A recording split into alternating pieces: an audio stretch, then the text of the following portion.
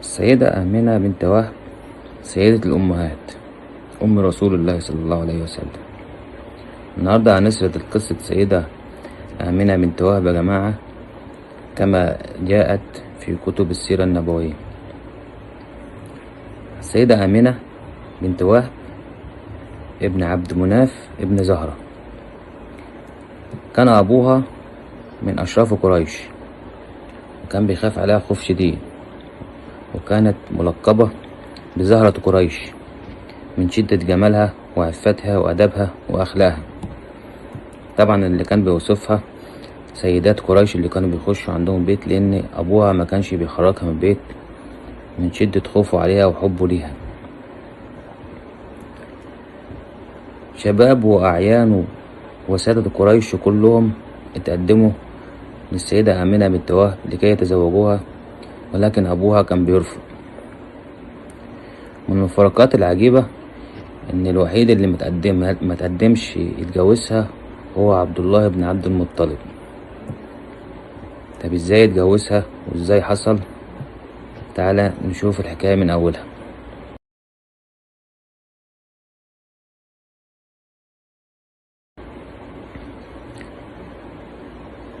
عبد المطلب جد رسول الله صلى الله عليه وسلم جات له رؤية في يوم من الأيام أوحى له الله بها.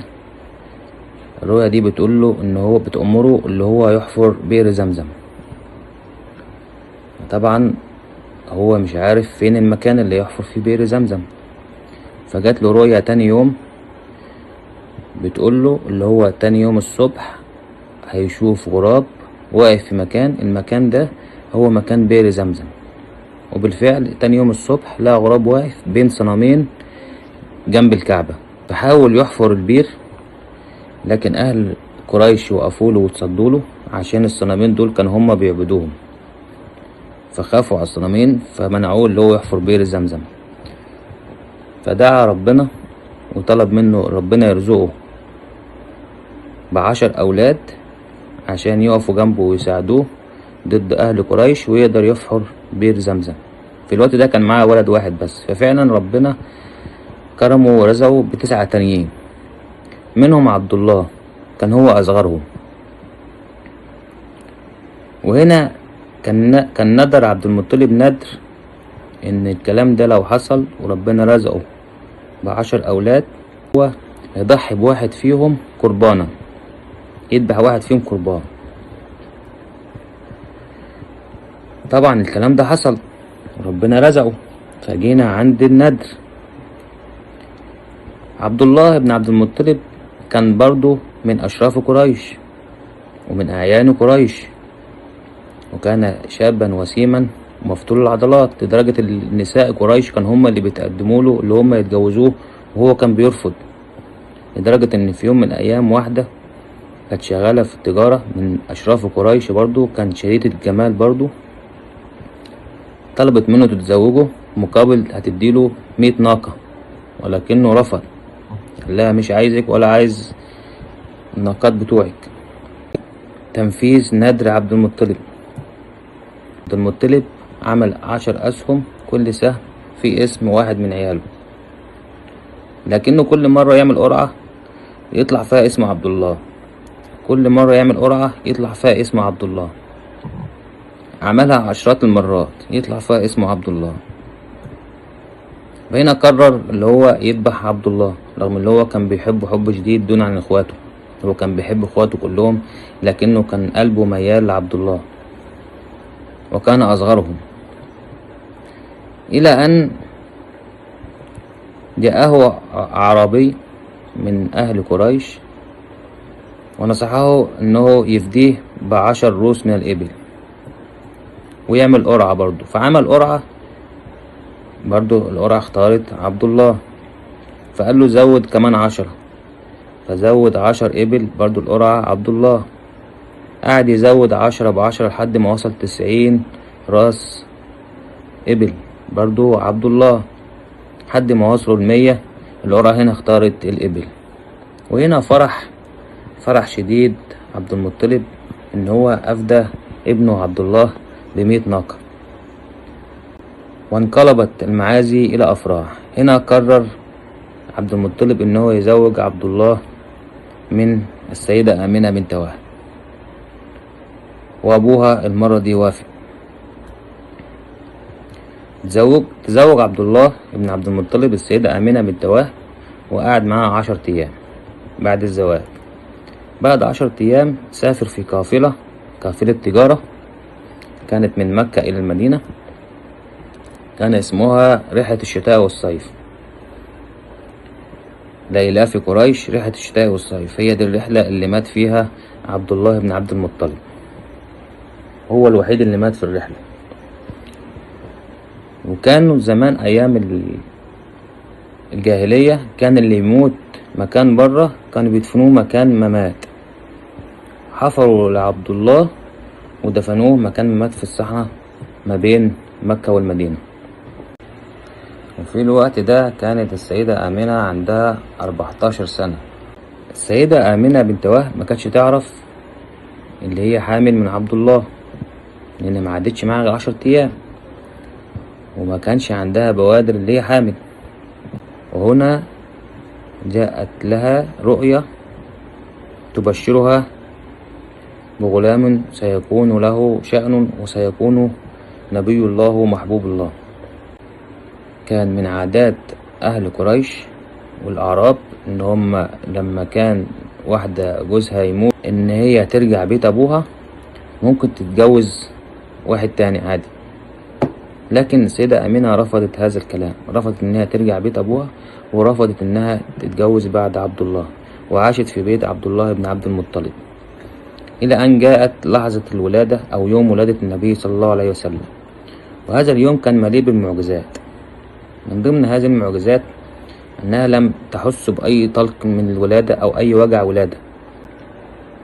طير أبيض اللون مس على بطنها، والتفت الملائكة بأجنحتها في غرفة مولد النبي صلى الله عليه وسلم، وأشعت نورا كثيرا حتى حدث الولادة السيدة مريم العذراء وآسيا امرأة فرعون. من كتر شدة النور اللي طالع من الأوضة أشعة النور ملأت المدن وضواحيها حتى وصلت بلاد الفرس. طبعا ما هو مش أي حد يا جماعة، ده سيدنا محمد صلى الله عليه وسلم. لازم الدنيا كلها تعرف في اليوم ده، لازم الدنيا كلها تعرف بمولد سيد الرسل أشرف الخلق أجمعين. حتى انتبهوا أهل القرية وراحوا على الضوء وشعاع النور، راحوا على بيت عبد الله بن عبد المطلب وساعدوا السيدة آمنة بنت وهب في الولادة. حتى هي تحكي تقول أن سيدنا محمد ولد هو قاعد وحاطط ايديه الاتنين جنبه وباصص في السماء أكنه في حد من السماء بيكلمه. طبعا نبي الله أشرف الخلق أجمعين. سيدنا محمد ولد يتيم الأب، وأنه لا يعرف بعد 6 سنين هيبقى يتيم الأم برضه. عشان تعرفوا يا جماعة أكثر الناس ابتلاء هم الأنبياء. سيدنا محمد أكتر واحد في الدنيا دي كلها ربنا ابتلاه، ولكنه كان صبورا مؤمنا. سيدنا محمد وصل ل6 سنين، بقى عنده 6 سنين. ستنا آمنة بنت وهب قررت تاخده ويروحوا يزوروا قبر أبوه. ده سفر بعيد، احنا قلنا في الأول هو دفنوه مكان ما مات في الصحراء. هي وخادمتها أم أيمن، هي ركبت ناقة وستنا آمنة ركبت ناقة هي ورسول الله، واتجهوا إلى قبر عبد الله بن عبد المطلب. وحين وصلوا للقبر انهمر سيدنا محمد في البكاء بكاء شديدا، وكأنه يحس بأبيه وكأنه يعرف أبيه أو عاش معه. حتى اندهشت السيدة آمنة بنت وهب. وهم راجعين في الطريق يا جماعة قامت عاصفة شديدة، عاصفة ترابية شديدة، وعلى أثرها ماتت السيدة آمنة بنت وهب وهي بنت 20 عاما في عز شبابها.